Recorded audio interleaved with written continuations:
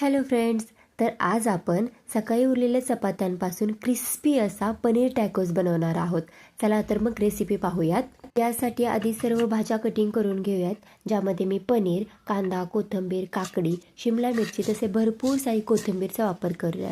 हे सर्व मटेरियल एका बाउलमध्ये काढून घ्यायचं व त्यामध्ये tomato sauce, red chilli sauce तसेच pizza pasta sauce, chaat masala, काळं मीठ, ऑरिगॅनो, चिली फ्लेक्स हे सर्व मिक्सअप करून घ्यायचं.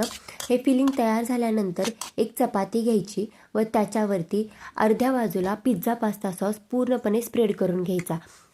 नंतर त्याच्यावरती आपण तयार केलेलं फिलिंग तसेच ऑर्गॅनो, चिली फ्लेक्स व भरपूर सारं पनीर खिसून टाकायचं.